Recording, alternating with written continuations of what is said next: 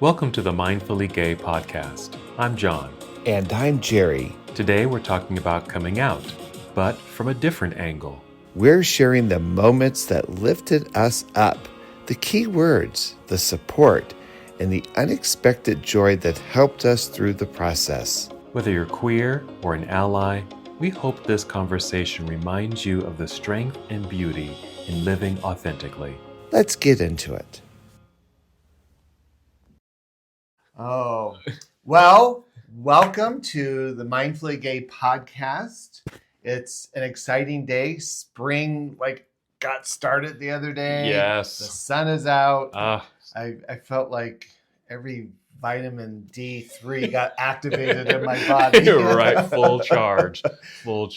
So, and then we've kind of had some writer's block this morning. Yeah. It's like we need some topic ideas. Well, I think the problem is we have topics. We have a lot of topics. Yeah. It's just, which one to really kind of go with and what we're resonating with at the moment and what we want to share with you. So, so in a sense, yeah, some podcast block, but just so many ideas because we get ideas and we get ideas from you. So if you have ideas on what you would like to hear from us on the Mindfully Gay podcast, send it in. We'll put it on that list. You might even hear about it. And if you want to be a guest. Oh, yes. Because it's interesting. We've reached out to a few people. We had one guest and then we had a technical flop and I don't think they're happy with us now. But we've invited some other people and people get a little anxious about this. But if you have some perspective, you don't have to be an expert on anything. Just if you want to be part of the conversation, right, or engage with us, again, this is about building community. So, so we started calling some of our friends. Yes, literally. And we record very early in the morning, and we're learning that coffee is necessary to initiate brain activity with some of our friends. Yes. But one of our friends came up with a really interesting perspective about talking about coming out stories and moments of inspiration and coming out that were positive and affirming from our friends, allies, and families. Yeah. And I thought, yeah, that would be a nice tone. Yeah, because it is a nice switch from what we typically talk about when we talk about coming out. I think early on in the podcast season, maybe episode 3, maybe, I don't know, we did talk about our coming out stories. Coming out stories, yeah. Yeah, and sometimes, maybe not all the time, but sometimes there can be some trauma around coming out or just the hard parts of it and the struggle and being, maybe not accepted, all of that. And so our friend who gave us this idea said, hey, why not take a different perspective and tune into, hey, what were the positive aspects of coming out and who supported you? Yeah. And who showed up for you when you came out of the closet? So yes. Yeah. Yes. I have nothing to say. No. and I think it'll be great because we're getting close to Pride. That's something we can certainly celebrate and kind of bring to light. So yeah, so let's get into it. Just talking about the inspiring comments that we got when we came out. Do you know when our friend mentioned this topic? The first, I've been in practice for almost 30 years. Yeah. And so in the 90s, as people started to identify Pride counseling as a resource. When people suspected their kids were gay or they had found out that their kids were gay and then even later transgender, the phone calls I would get were phone calls from parents or loved ones who were really driven by a lot of fear. And I got so good at this that I could categorize the fear. And it was, remember, HIV and AIDS was a very different narrative in the 90s. That's true. And so I'm afraid they're going to get HIV AIDS. I'm afraid they're going to get gay bashed. Oh, yes. And what kind of future are they going to have? Exactly. And these were very valid, sincere, valid questions. Today is a very different narrative. I will have parents call and they'll say, I think my kid is gay. how do I get them to come out? Mm. It's like, slow down, sister. Right? Or I think my kid might be transgender, and how do I like I'm recognizing signs and symptoms, whatever that means, right? Yeah. But I'm recognizing something in my kid or my loved one, and I'm wondering why they don't come out to me. And even when I do training with other professionals, how many professionals or loved ones take it personally when they feel like their loved one is somewhere in the queer continuum, but not disclosing it. Mm-hmm. And I think that's just a really interesting contrast. Yeah, very much so. Very much so. Yeah, we're certainly in a different time now where, I mean, literally kids are coming out, Yeah. because it's just so much easier, I guess, and so much more support because of peers and just like what you're experiencing with now parents wanting to be more supportive and there for their kids who are coming out and that kind of thing. And so, can you think about, I mean, just your coming out experience and who kind of rallied around you? Who helped you or gave you some inspiration? Well, Hmm. that's a tough story for me Ah, because you have to remember my world was Mormonism. true. Mm-hmm. I was married Mm-hmm. with a child. Mm-hmm. And so my entire support system was this incredibly conservative world. Mm-hmm. And so when I came out, I did it for two different reasons. One, my own discomfort was so complicated, but two, I was beginning to recognize that the awkward relationship I was having with my wife had the potential of impacting my daughter's worldview True. about relationship. Right. So when I came out, it was a very lonely time Mm-hmm. because I had no sense of community, where to find it, where I might belong. So my very first ally, Mm-hmm. I was in graduate school, and there was a professor there, and we had written a paper, and it was a reaction paper.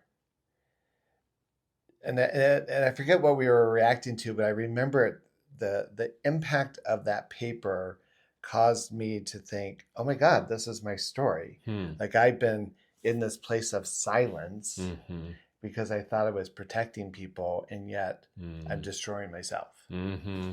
And so when I wrote this paper, it was a very personal paper, and it started out, I'm 20 something years old, I'm married, I'm Mormon, I work at the Utah State Prison, and I'm gay. And I've never acknowledged that. Wow. And then the paper then proceeded to detail what my life would look like if people knew I was gay at the prison, in my religion, in my family. Wow. Now, in those days, we typed our papers. Yes, on a typewriter. And you handed them in. Yes. And so I was going through my paper to see what the professor wrote it, and a big Sharpie, it just said, "See me now!" ! Wow. And what was your heart doing? I thought, I'm fucked. So the professor sat down with me and started, she was genuinely concerned. And she's like, do you know any other gay people? No. Mm. Do you have you ever read a gay novel? No. Have you ever seen a gay movie? No. Wow. And she expressed a lot of affirmation and gave me part of my story is I had seen all these therapists who were kind of agenda driven, and they were all very bad experiences with therapy. And I had told her that was in my paper. And so she gave me the name of 3 queer positive therapists. Mm. And so I followed through and met with one of these therapists. And that was, so between that professor, and then that professor continued to check in with me. Mm. Like I could go to her office and visit. Yeah. And she would just, how are things going? Mm-hmm. She was maintaining a professional distance, but also want to be supportive. Sure. But it was the therapist in particular Mm. who just provided a really great It was the first time I had sat with a therapist where I could just talk and be witnessed, and I could start decompressing all the narratives. And she never pushed any kind of agenda. I had no idea of her own marital or status or relationship to sexuality. And she just provided a place. Mm-hmm. It was kind of like my container. Yeah. And so it just gave me a lot of room. Mm-hmm. Like my entire process had been in my head. Right. And now I had a place where I could give it air and breathe it through. And she never really imposed any particular judgment. Mm-hmm. And so that was powerful for me. And then, I started dating in that. And I would say probably the one person that helped bridge the theory of being gay and trying to figure out who I was as a gay person is I had a colleague who was a gay man who was about my age. And him and his partner kind of took me under their wing. And so they took me to my first gay bar. They took me to my first Pride event. They took me to a play. Mm-hmm. And so what felt very scary and daunting on my own, Mm-hmm. they kind of became my ambassadors. Right. It just sounds like just kind of that the stepping stones, towards a greater coming out and being you. It started with that professor. Yeah. Just saying, come talk to me. See me. See me. Now. And then seeing that therapist where you felt like there was this container and a space, a safe space, I assume, Yeah. where you can kind of unpack. I think that's important to realize, and I'm glad you're sharing that, because I'm just thinking about people now, even kids, adolescents, adults, even older adults who are in a place of discovering who they are right now, and not feeling like they have a container to safely say who they really are. Because like you said, in our coming out process, and we've talked about this before, we do a lot of that work in our own little heads, right? And to be able to have a space where you feel safe to express yourself, because it sounds like there was no judgment, there was no agenda. Yeah. You got to just be you. So who are your heroes? Well, I'm thinking of, I certainly have shared my coming out story, but I'm going to fast forward a little bit, because I am thinking about the people who were around me, and I felt very well received and lifted up. I came out publicly in college.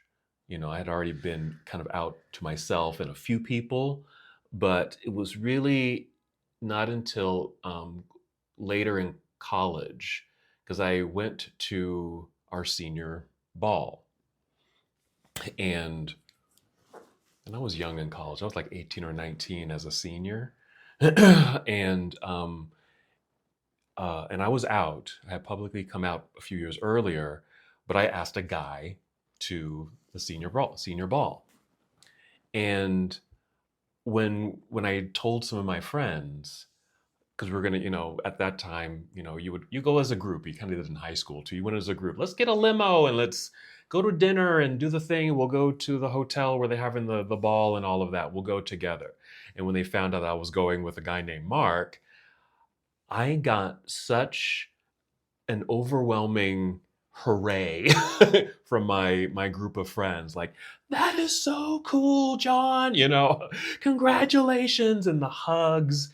And what made it extra special was like, John, we've got your back. If anyone gives you a hard time at the ball or anything, you don't worry, we've got you, That's when I really felt supported by my friends who were, non-gay. They weren't gay.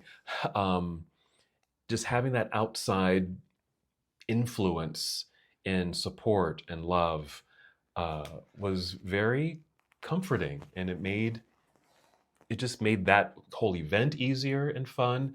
And even just stepping forward, even after graduating college, just things I was able to step into after that, just knowing that I had that experience. There are people who will support me in whatever I do. And so that was a highlight for me. It's nice to know you have your personal security with you. Yeah. Yeah. I didn't have to pay them or anything. Yeah. You still had to pay for your part of the limo, though. Yeah. But yeah, it is interesting how people show up, and I'm thinking about, just to be a little academic here for a minute. So it used to be when I would give presentations and I would talk to professionals about the coming out process. There was actually some research out. It's very old research, but I remember very specifically saying statistically, most people come out in their early 20s, around 21, 22. The first people that we come out to are our peers, our friends. Our friends. The last people we were coming out to were our family members. Yeah. And a couple of things. The difference of time. So if I'm coming out at 20, 21, or 22 to my friends, I don't really start addressing my family members until 25, 26, and 27. Interesting. Those were the ages. Wow. It blows me away when I have a parent calling and saying, my kid is 13, my kid is 12, my kid is 14, my kid is in junior high. Yeah. That people are identifying. There is no way in hell I would have ever came out in high school. And for me, I went from high school to the military to a Mormon mission. So it's like, but high school, just no way. And I cannot really say that any of my classmates stood out as they're probably gay. But what's interesting is now, 40 years later, almost 50, all these years later, who's coming out as gay or shows up as gay, it's like, really? Like, wow. Yeah. I remember, now going back a little bit, like, because I grew up Catholic, so I went to, like, all my education was in Catholic schools.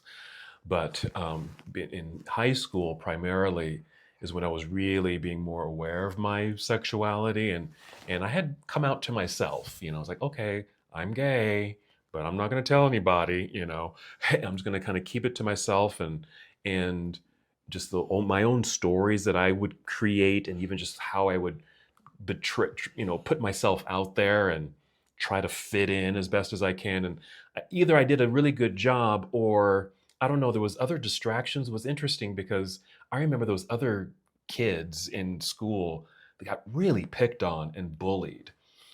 And I didn't. I lucked out because I think I felt like I really stood out, but I guess I didn't. So I got lucky in that way. But I did keep it a secret. But it was something that was just building up inside of me. And certainly there was the impact of being Catholic and what the Catholic Church said about homosexuality. Even though that was being said, I didn't feel too much pressure from that, because there was never someone on the pulpit, scolding and shaking the finger and, you're going to go to hell. There was never that as far as my church experience, but just overall kind of the Catholicism and its view on homosexuality, which really changed when I went to college, which is a different story. But anyway, my point is, I just felt like, yes, I come out to myself, but I can't contain it. I can't hold on to this anymore. It was really influencing me. And just kind of looking around me like, well, who could I tell? Who could I trust? And because I didn't get the sense that anyone else, at least in my circle of friends, was gay. They were certainly friendly and cool, and I had good friends, and I still know a lot of them still today. But it was one in particular. I just felt that I can trust this person. And And I can remember being in tears, because it was just so full of emotion around it and just so heavy with it. And when I finally told her, she was like, I know, and it's okay. So she knew, or had a sense at least, and just softened it up for me. It's okay. Just made it okay. And that like took like all of the weight away. Just knowing that just that one person said, it's okay. I'm going to get emotional about it, thinking about it now. It's just tremendous. And especially when you're feeling so hostage in your own mind. In your own mind, in your own body, and just, thinking the worst, that, they're going to ostracize me. I'm going to get bullied like that kid over there, or my best friends are not going to like me anymore. I mean, just all that stuff as a kid, as a 12, 13, 14-year-old kid, right? Because I was pretty young when I came out in that way, right? So, to have, I mean, I'm just thinking of the elements that, would need to be, I guess, present for someone to feel like it would be okay to come out, and what you could expect. And just you talking about having a safe space where there was no agenda. Yeah. To unload and unpack, to have someone who just says, it's okay. Well, a couple of weeks ago, I did this conference, and the way I started the conference is I asked the audience, and in this case, there were mental health providers, and I said, what do you need to know?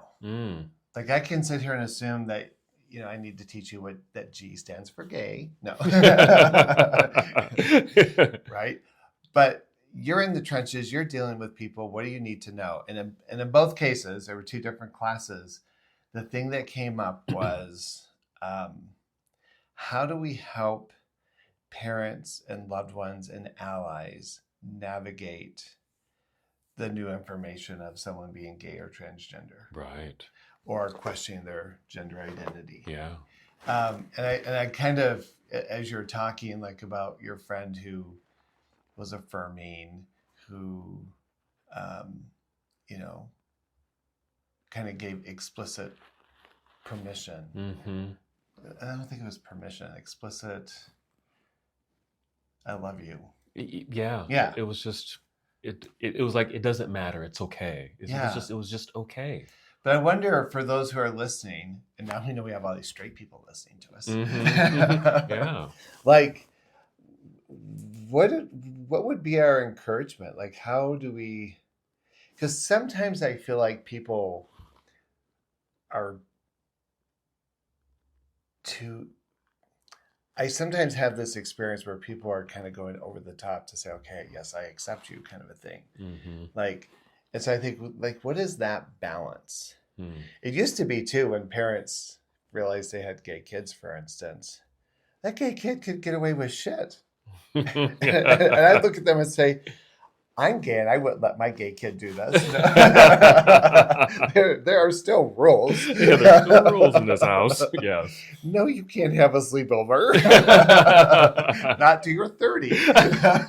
Right. So, yeah, like, what would be, if our audience was allies and those helping professionals that need to know, how do we create an affirming space? What could they do energetically, emotionally, socially? Like, what could they do that would signal to the closeted 14-year-old or, right, closeted Mormon that, hey, I'm going to love you no matter what? And I will preface this. People who are in the closet are great detectives. Oh, yes. They're listening very carefully. Yes, they are. To who'd you vote for? Where do you align yourself on the continuum of the issues of morality, and that will that potentially exclude me? When you make, right? Like, they hear all that. Yes. Because what I'll hear from the client is, oh, yeah, they voted for this person. And so I don't think I can ever come out to them. Right. Or, the church means everything to them, and I'm not sure that means they can accept me. Mm-hmm. Right? Like they're communicating what they've heard or witnessed. Right? And so kind of that power of affirmative kind of energetics really has to be part of a lifestyle. Yeah. Has to be part of a professional presence, has to be integrated into who you are as an individual. You can't just say it and then act counterintuitive to it. Exactly. Yeah. Exactly. So I want to put that out there because I often ask a client, well, how do you know they're not going to accept you? Mm-hmm. And they will have a list. Mm-hmm. I remember this and I remember that. And I remember Right. my mom was watching this TV show and said, boy, if you ever come out as gay, it would just kill me. Yeah. Well, yeah, they hear that. Yeah, they hear that and it sticks. Yeah. It sticks. It could be one little statement. You're right. As the in the closet individual, yeah, we're sponges. We have X-ray vision, we have amplified hearing, and we take it all in. And if it's just one little comment, or how you might judge a thing or a person, a comment like that, on seeing someone on television, if my kids came out and they said something like that, that's like done, scratched off the list. Mm-hmm.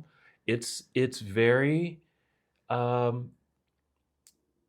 don't even know what the word is, but I think that's a really good statement to make for those who are wanting to be open and affirming to their kids, colleagues, friends, etc.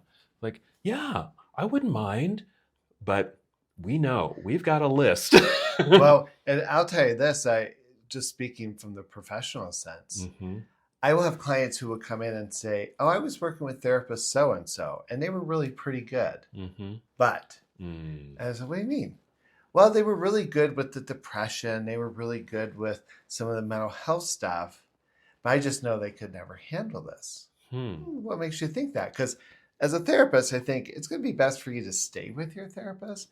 But then they'll say something like, well, my therapist had a picture of her and her husband in front of the Provo Temple. Nothing was ever said. But that picture, that's not to say you can't have a picture of you and your spouse. But if you attach it to something like the temple. Yeah, a story. Or if in the conversations that professional is always preferencing or privileging cisgendered mentality or heteronormative ideas. Tell me a little bit about your wife. It's like, gulp. I'm not married. Gulp, right, yeah. So, right, there's something about our language and our vernacular. So back to the question, right? If we were saying, here are like the top 5 things people could do to communicate. Because I think people sincerely, in 2025, I believe that most people, when you hear about what's going on politically right now and how they're trying to shut down DEI and shut down LGBTQ and stuff like that, yeah, there's a pocket of people who are driven through a sense of ignorance, if you will. But I would say most people are invested in not regressing. Right. That they want to support the progress and do what they can for their loved ones to create that container of inclusion. Gosh. So what would we say to that? This has made it tough, actually, knowing that we've already put our restrictions on things. What can that person do? It's going to be about their actions. It's almost like they're going to have to prove to me that they really are and they really can be an ally to me. Like, I need to see them out in the wild doing what I would consider affirmative kinds of things. They're kind to animals. They're kind to their kids. They're saying very affirming and opening. I mean, that's very generic and general, but actions are going to speak louder than words, just to use that phrase. Kind of like the template of their life is inclusion and kindness, Mm-hmm. whether it's around sexual orientation, race, gender, whatever, right? That. So I know we've talked about this in past podcasts, and I know that I think part of we've grieved a little bit of the past that like Pride used to be a time where we could come together and just be like super gay and not worry about it, and maybe bemoaned a little bit like, oh, suddenly all the straights are showing up. But the plus side of that is when they do show up in queer spaces, when they show up in politically affirming spaces for queer issues, when they like the different kinds of protests and marches and events, and right, when I see those people there, I just think, okay, their actions are congruent. And I may not even know them, but if I see them at, I was going to say Walmart, but I would never go there. No. But if I saw them in some kind of public place, it would just register, oh, I saw them at that gala, or I saw them at that event. When they talk about going to Pride, they don't go there bemoaning all the freaks. They go there saying, wow, that was affirming. That was refreshing. That was curious. It was fun. Yeah. They go because it's fun, and I get to go with my friends, and so that gives the newly gay, or the newly out person perhaps. Oh, okay, that feels good. That feels okay. That feels good. One thing I tell professionals, like healthcare providers and other mental health providers, like here in Salt Lake City, we have a gay paper called the Q Pages. I like to include literature or visual stimulants that would suggest this is an affirming space. So maybe the Q Pages would be on the waiting room table. Maybe there would be as simple as a rainbow sticker. A rainbow sticker, exactly. Right? It doesn't have to be much, because I can tell you there would be times when I would go into a space like in the 90s, and if I saw something like that, I would immediately just relax. Not that we ever had the conversation, but I thought, oh, you're an ally. Yeah. It's the same. It's just like what icons are out there. Just like that person who saw the picture of the spouse in front of the temple, just a picture, just seeing that, that creates a story in that person's head as a person. I'm not quite sure about that. Right. But even as simple as like a rainbow sticker or something like that in a window of a store, or in your office, gay newspaper or something like that, some literature of some sort that is, seems to be relevant and open to different populations and communities. Then you can kind of soften and feel like, I might be safe here. I know when we created the Mindfully Gay website, my intention in creating that with the resources that I had was to try to find really diverse images of queer, right? So people of color, people along the gender continuum, right? Even in dress and appearance. Like I thought, what represents the kind of diversity and tapestry of our community? How would I fit this in? And even when I look at the website, I think, oh, it's time to update it because some things have changed a little bit. Yeah. I think if I were a professional, I would want my web page, if what I want to do is serve a diverse community, then I would want to make sure I've done consulting with other organizations. And the first thing I do is I look at their website, and I'll tell them, I look at your website and I immediately conclude this is not a place that I would go to therapy.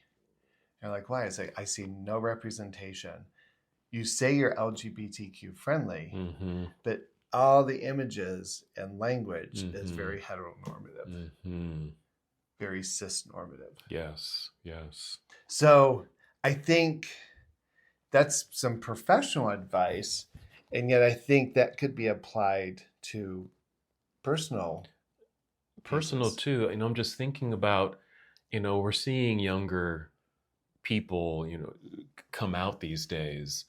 Um, and, and what is it about that scene that's allowing those kids really to come out? Um, and I think, I'm going to have to give maybe a thumbs up to social media. Just because now there's so much out there that is affirming, and if a gay kid who's in the closet is just kind of scrolling and seeing these images, like, oh wow, that's there, that's out there, that's out there. Yeah. There's so many resources and availability of, or just opportunities for fitting in. I think it has been easier for a younger person to come out because they're just seeing all this stuff. Yeah. As opposed to maybe when we were growing up and coming out, we didn't see these images. No. We didn't see this stuff, right? Which is interesting because politically, right now in Utah, they're trying to erase all the images, Oh, wow. getting rid of the flags, getting rid of any presence in educational settings, Mm-hmm. right? It's like trying to, let's just wipe out all Asian Americans. They never existed. That's ludicrous, Yeah, right? yeah. But I remember being a kid going into the library and I just would look up gay to see what was there. Mm-hmm. And it was usually Joseph Nicolosi's book on reparative therapy. Right. Or you see this, if there was a section in the library, it was, 3 books deep, and that was it. Here's a confession. Confession time. Barnes and Noble, I think it was Barnes and Noble, right? They would have a gay section. Yeah. And I remember I knew where it was and I would shop around. If there was no one over there, I'd kind of walk by and glance and keep walking. I know this story. Yeah. Going back to social media, what if I were like 14 or 15 and was wondering how mom and dad thought about these things? I might go to their page and scroll to see, have they shared or have they got an opinion about any kind of gay thing happening? Wow. Or queer thing, right? Like, like the whole pride flag ban in Utah, right? Well, I wonder if my mom or my dad or one of my parents, I wonder if they have an opinion about that. Right. And I used to be a cop in the military, so I do a lot of investigating. That investigation. And even if that's the case, if you do find maybe some evidence, or you create your own story around, I'm not sure, or I think my parents might agree with some of that in some capacity, but I don't know for sure. I think you're still not in the dark. Those kids still have their peers. Yeah. That they can feel safe with and be themselves and in a way be a little rebellious, I guess, but at least there's a container for, I can just be myself. And maybe, wishful thinking, and maybe that circle of friends, certainly becomes their little family, and maybe it encourages them to maybe talk to their parents or other people in their lives that, hey, it might be okay to talk to your folks about this. We got you, you got the support. You're not alone in this. We got you. Right.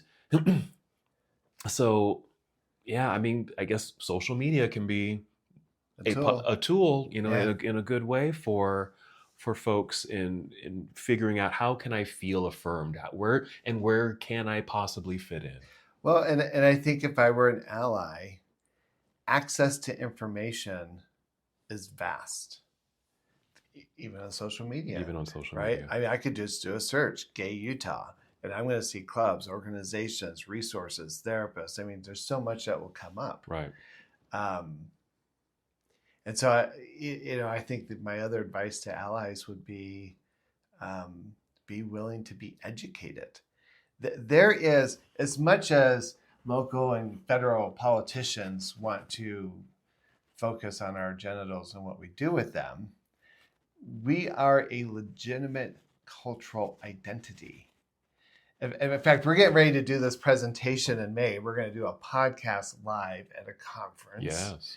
And, one of the gimmicks behind this presentation is for the audience to witness 3 gay guys talking unfiltered about their lives. Yeah. Because I think even still today, queer people, when there's non-queer folks around, we censor our narratives. Or if we're not censored, we're usually angry about it. Right? And so, where was I going with this point? The idea of people getting an education. Oh, we're a cultural identity. Yeah. Right? And so, like, there's a language that we use with each other that I can promise you, if we use some of that language with our straight allies, they wouldn't know what we're talking about. They'd have to ask questions. Like, you and I can kick around the words cisgender, transgender, non-binary, because we live in a community where that language is used a lot. Right. But it's not so much so out there. I mean, all the times I have people say, what is non-binary? Like, what does that mean? Yeah. What's with the they, them pronouns? Right. And they're not being ignorant. No, they just don't. They're trying to understand. They're trying to understand. They just don't know, or it's politicized, and that's how they're hearing about it. If we're at the gym and I lean over to you and say, "Hey, is he family?" Do you know what I'm talking about? Yeah, I know exactly what you're talking about, because that was the way that we were able to identify folks in our league. Without saying, "Do you think he's gay?" We'd say, "Yeah." Is he a sister? Is he a brother? Yeah, we say, "Is he family?" That's right. We certainly did. And then the old days, and I think I came around as this was kind of transitioning out. There used to be a phrase, "Do you think that's a friend of Dorothy?" Exactly. Yeah. Right? Because a friend of Dorothy from the Wizard of Oz over the rainbow. Get this? Are you learning? There was a huge uproar not too long ago when a certain leader of our country was misusing the pink triangle. Oh. And the pink triangle used to be as prevalent as a symbol as the rainbow. Yeah. But the pink rainbow, or the pink triangle, was in reference to during the Holocaust. Right. Hitler also rounded up gay people, and they were identified, marked with the pink triangle. And so that was, in fact, there was a paper, it was a lesbian-based paper back in the 80s and 90s that used the pink triangle as its symbol. Yes. I forget the name of the paper. Yeah. But again, these are all kind of cultural nuances and how we interrelate with each other. I would say there's a certain kind of physical affection, non-sexual, but just physical affection that gay men tend to share with each other and relate to each other, and a certain humor that we relate to each other, that when non-queer people are introduced into the room tends to get a little dampened down. Yeah. Right? And perhaps that's part of the social conditioning, right? But I think if I were an ally, to seek out some of that information, to understand it, and then to maybe find a queer ally, you could say, "Hey, can I ask some questions?" Exactly. I'm trying to understand this. Because I think historically what we've experienced is we're going to judge it before we even try to understand it. Yeah. I think that's really, really good advice. If you're hearing these terms, or you see it politicized or whatever, but it's, what is this? And you are truly curious and want to know more about it. Maybe you have a queer ally and friend that you can talk to and have a one-on-one with them, right? And I just have some questions. Yeah. And just to better, understand and so I can just show up a little bit better, right? And I think that could be in the same aspect of someone who is gay and is coming out to a potential straight ally. I think that straight ally can, a nice aspect, I know what I would appreciate was what you experienced. Just listen. Just listen. And without too many interruptions, don't ask too many questions right away. just listen. Let them get what they need to get off their chest, because they've been holding on to a lot, Yeah. and they probably just need to, unfurl a little bit. And if you can just be there and allow, and maybe just a few nods and things like that, means very simple. And if you do ask a question, maybe it's around, how can I support you? What can I do for you? What do you need from me? And if there's questions about terms or things, just be honest. I'm not sure what that means. Mhm. Can you tell me more about that? Just be inquisitive, Yeah. be curious. And that'll certainly, take away from the person who is coming out not feeling judged or questioned, and you don't have to get all bound up again. It's like, oh, I think I think what people need to understand is, and people hate this word, but it is relevant, is understanding heterosexist, heteronormative privilege, right? And part of that privilege makes an assumption yes, that heterosexuality is the norm. Mm-hmm. And if you're not the norm, you are then abnormal. Mm-hmm. So it's like, part of the political debate historically has been, oh, they want special privileges. It's like, not really. What we want is to enjoy the privileges that you have, which might require you to modify them to be more inclusive. Mm-hmm. Right? So marriage equality was not about asking for special rights. Right. It was about saying marriage is not just a heteronormative experience. Mm-hmm. Right? That's good. I was having this thought. I want to say this in the context of what's going on politically right now, mm-hmm. right? Because it feels like so much progress is being shut down. And I happened to catch this Instagram page. I don't know who this woman is. I was just kind of scrolling through. Mm-hmm. She's an author or something. But she made a really interesting observation. I'm going to see if I can paraphrase it. Mm-hmm. She said that right now, if I were working with a parent who had a child with bad behavior, Mm-hmm. I would talk to them about the extinction. Like when you're trying to shut down a behavior, it often escalates before it extinguishes. Exactly. Yep. Very developmental. Yep. That's very true. And so I try to prepare parents. It's going to get a little worse before it's done. Yeah. And she kind of uses this way of thinking in reference to what's happening politically around, right? That the powers that be are having considerable anxiety because the world that they knew is not as relevant as the world that's coming. Mm-hmm. If you think about it, mm-hmm. right? Like you've been with me to Peru, and we've been all over the world. I have friends in Mongolia that I can literally pick up this phone and start texting with. Right. And even if they don't know English and I don't know Mongolian, I can run it through a translator. Our ability to connect is so much greater than what it used to be. Right. Right? Remember when you had dial-up phones and you wanted to call someone out of the country, and it would cost you an arm and a leg. You might make a phone call and be $300. It sure could. Now you can do it on WhatsApp and for talk free. for 4 hours for free, right? The ability to be connected, the ability to be part of community on a global scale is huge. Yeah. Mongolia in particular is like this country that's very conservative, and yet Bruce and I go there as an openly gay couple, Mm-hmm. and they are so sweet Mm. and so accommodating, even though they may not necessarily understand it.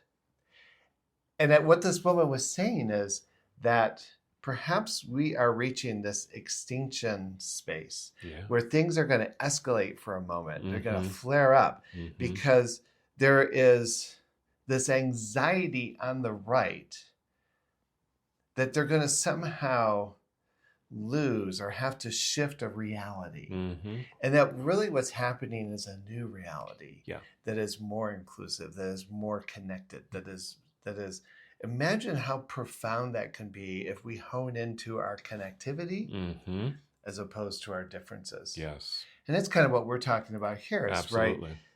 right? I live in a world where most people in my life get me and you and get me and Bruce and get our friends, and they want to be a part of what we have, and we share what we have with them. I see this with clients. I see this with young people coming out, that every once in a while, there's a scary story. There's a problematic story. And it's usually someone who's still connecting up with the internet on dial-up. Yeah. When you use that analogy, exactly. Yeah, I think it's a really good perspective to have, especially now when it feels so doom and gloom, like, oh no, we're all just going to fall into this hole and just get sucked up and vanish. We could be going through a threshold. This is a threshold. I mean, when you kind of think about just kind of the archetype and the stories around, death and rebirth, just like what we do in Lodge, right? Yeah. That's exactly what we're doing.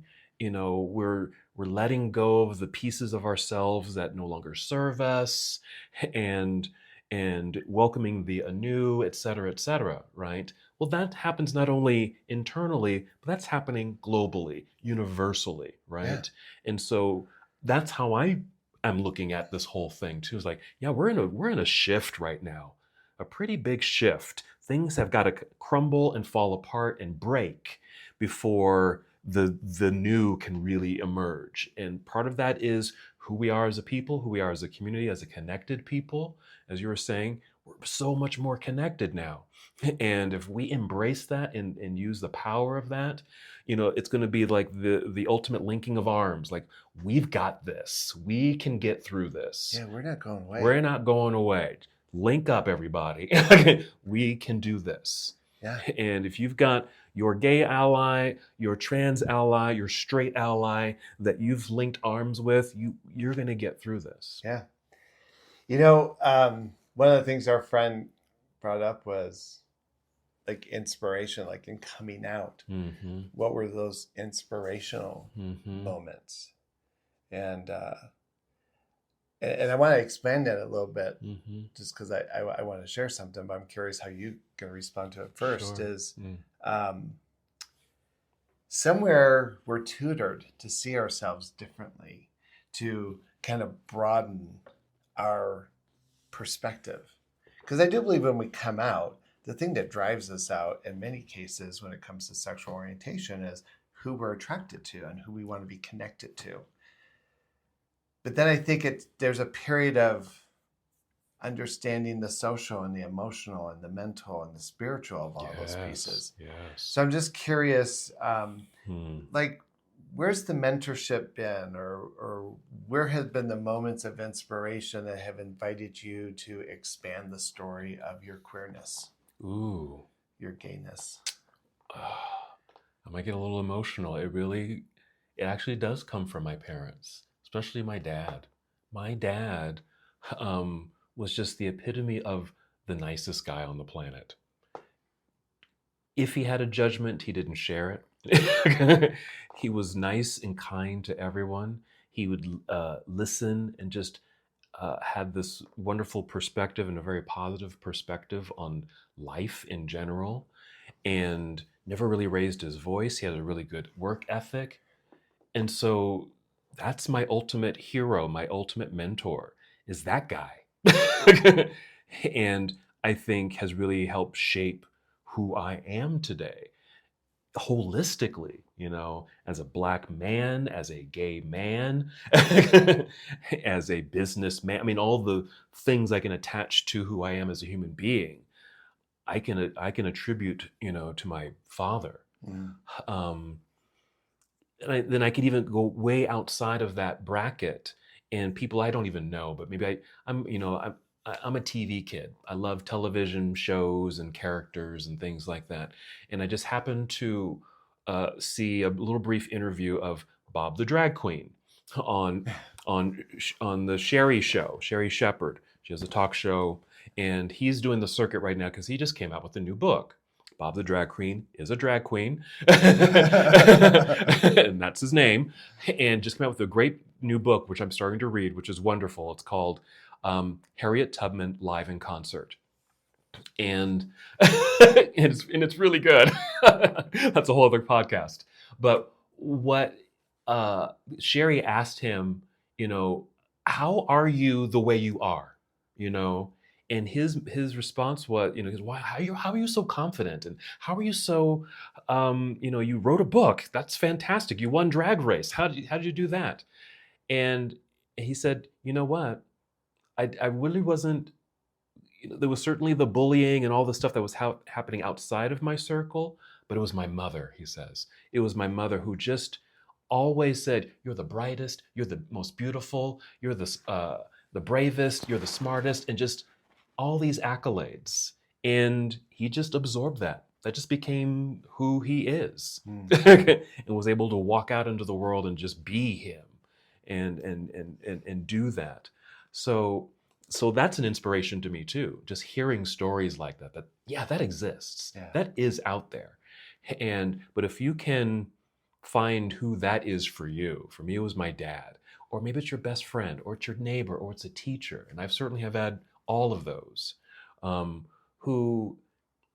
it's sometimes just the simplest things that they said, or even just what they did. They may have just tapped you on the shoulder, or gave you a hug, and that was it. And that was the world to me, where that's the world to you. And it's, I'm okay. Yeah. I'm okay. And someone just affirmed that. Someone just said, you're a good kid. You're an okay person. It sounds like it started with dad. It started with dad. I mean, it started with dad, but it's a reflection.